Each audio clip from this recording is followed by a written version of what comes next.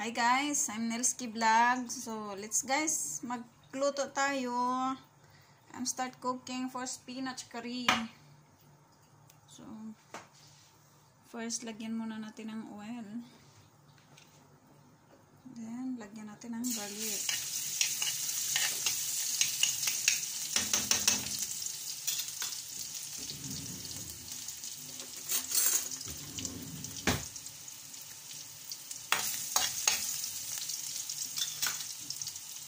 Garlic lang guys kasi mamaya mag-fry naman ako ulit ng garlic kasama ang chili.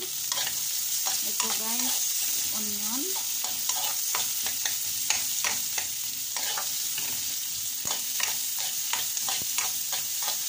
Alam nyo ba guys, bakit inuna ko ang garlic? Mas gusto ko kasi masarap ang amoy niya pag na-fry ang garlic kaysa onion.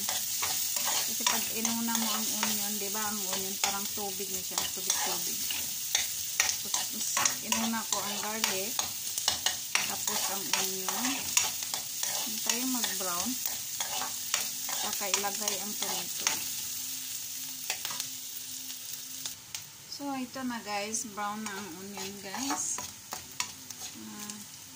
Ilagay ko ang tomato.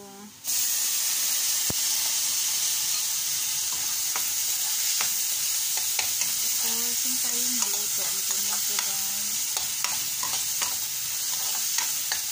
Pakalagyan ng mga masala.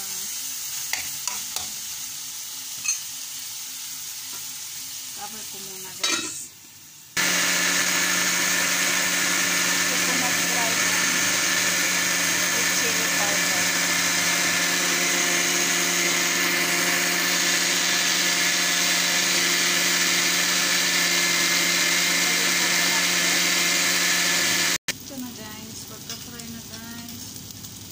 Lagay ang coriander powder,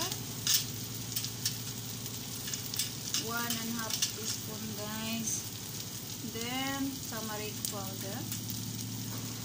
Ito lang guys kasi ang may chili na yan, so may chili na ang coconut.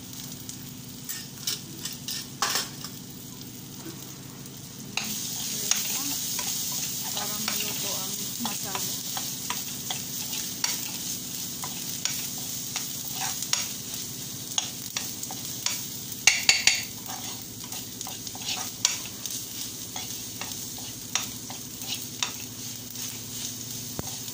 Tapos ilagay ang spinach. Niluto ko sa